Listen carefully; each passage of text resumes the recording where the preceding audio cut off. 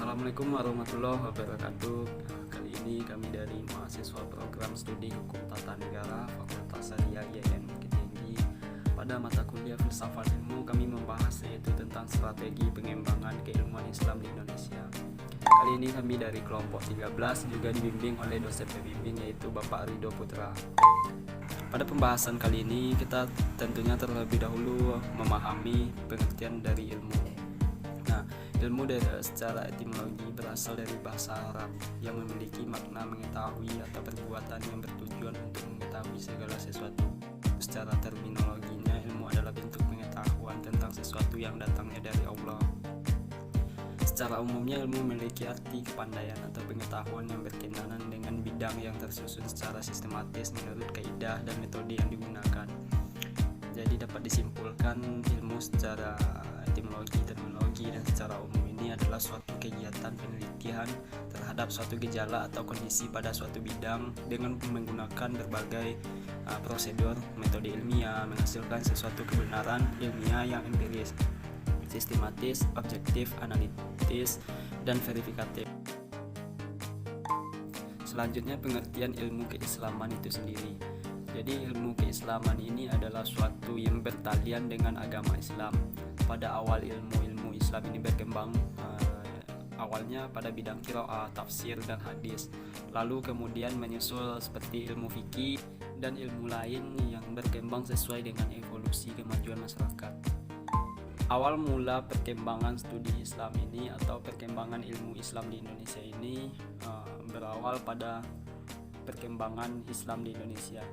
Pendidikan Islam di Indonesia dilaksanakan secara informal. Agama Islam datang ke Indonesia dibawa oleh para pedagang Muslim. Dalam operasionalnya mereka melakukan pendidikan dan penyebaran agama Islam dengan perubahan. Dengan kata lain, Islam meletakkan prinsip kurikulum, strategi, dan tujuan pendidikan pada akidah Islam. Pada aspek ini diharapkan sumber daya manusia terdidik dengan akidah Islam, pola berpikir Islam, dan nafsiyah Islamiyah, pokok sikap yang Islami. Jadi pada hakikatnya sejarahnya itu bahwasanya pada pendidikan harus diarahkan pada pengembangan keimanan sehingga melahirkan amal soleh dan ilmu yang bermanfaat. Prinsip ini mengajarkan pula bahwa di dalam Islam yang menjadi pokok perhatian bukanlah kuantitas tetapi kualitas pendidikan. Selanjutnya strategi pendidikan dalam Islam dengan pengembangan ilmu keislaman itu sendiri. Yang pertama, memotivasi kreativitas anak didik ke arah pengembangan iptek itu sendiri, di mana nilai-nilai Islam menjadi acuannya. Lalu yang kedua, mendidik keterampilan memanfaatkan produk iptek bagi kesejahteraan hidup masyarakat pada umumnya dan umat Islam di Indonesia. Lalu menciptakan jalinan yang kuat antara ajaran agama dan iptek dengan hubungan yang akrab dengan para ilmuwan yang memegang otoritas iptek dalam bidang masing-masingnya. Selanjutnya, menerapkan sikap dan wawasan yang luas terhadap kehidupan masa depan masyarakat melalui kemampuan menginterpretasikan ajaran agama dari sumber-sumbernya yang murni kontekstual dengan masa depan kehidupan manusia. Artinya kita sebagai umat Islam tentunya juga harus mengikuti perkembangan pada dunia ini. Jadi dalam hal ini Islam memberikan ruang lingkup berpikir kreatif yang leluasa dan sejauh mana ruang lingkup tersebut memberikan kepada manusia potensi psikologis yang menjadi sarana pendidikan Islam terutama dalam kaitan dengan kreativitas yang berhubungan dengan perkembangan iptek. Jadi sistem dan metode pendidikan yang tepat juga berpengaruh dalam perkembangan ilmu keislaman ini. Lalu keterampilan pada umat Islam tersendiri yang bisa membawakan suatu hal perubahan yang baru yang bisa diinovasikan untuk kemaslahatan umat. Selanjutnya strategi pengembangan ilmu keislaman itu sendiri dengan pendidikan bertahap. Jadi pendidikan bertahap ini merupakan perencanaan yang mengambil langkah pendek dan mengoreksi kesalahan saat perencanaan itu dilaksanakan. Dunia tidak bisa menutup mata pada sejarah dunia Islam ini. Sebut saja seperti tokoh Ibnu Sina sebagai sosok yang dikenal berletak dasar ilmu kedokteran. Namun beliau juga faqih dalam bidang ilmu usul fikih. Ada juga beberapa tokoh dunia dengan peranan yang penting dan masih menjadi acuan perkembangan sains dan teknologi berasal dari kaum muslim yaitu Ibnu Khaldun, Bapak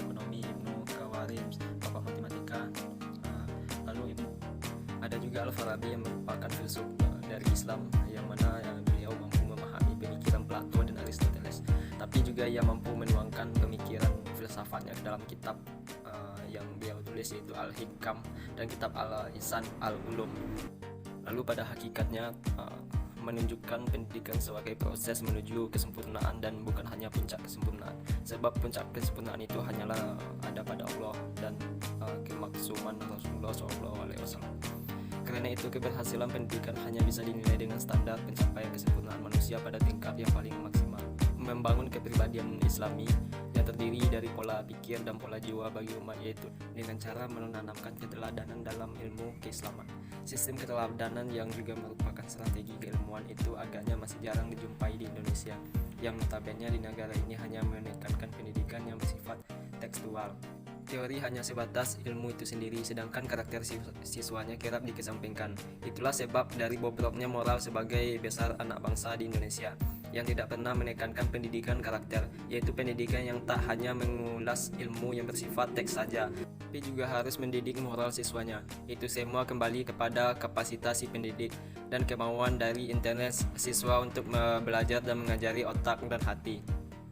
Bila bicara historis, dapat dicermati pendidikan di zaman Rasulullah SAW. Dapat dipahami bahwa salah satu faktor terpenting yang membawa beliau kepada keberhasilan adalah keteladanan beliau. Rasulullah ternyata banyak memberikan keteladanan dalam mendidik para sahabatnya. Beliau selalu terlebih dahulu mempraktekkan semua ajaran yang disampaikan Allah sebelum menyampaikan kepada umat, sehingga tidak ada celah bagi orang-orang yang tidak senang untuk membantah dan menuduh bahwa Rasulullah hanya pandai bicara dan tidak pandai mengamalkannya. Banyak contoh yang diberikan oleh Nabi yang menjelaskan bahwa orang jangan hanya berbicara tetapi juga harus memberikan contoh secara langsung. Dalam peperangan, Nabi tidak hanya memegang komando, dia juga ikut berperang, menggali parit perlindungan, dia juga menjahit sepatunya, pergi belanja ke pasar dan lain-lain. Hal senada disampaikan oleh Khalid bin Hamid Al-Kazimi bahwa kepentingan teladan itu disebabkan karena beberapa hal. Yang pertama, manusia itu saling mempengaruhi antara yang satu dengan yang lainnya dalam perkataan, perbuatan, orientasinya, pemikiran, tradisi, dan segala sikap perilaku yang lain. Yang kedua, menyaksikan sendiri suatu sikap atau perilaku dalam pendidikan lebih dapat diterima daripada melalui suatu kata-kata. Manusia itu juga pada hakikatnya membutuhkan kepada sosok yang mampu meluangkan atau meluruskan pengetahuan atau anggapan-anggapan atau konsep-konsep yang salah.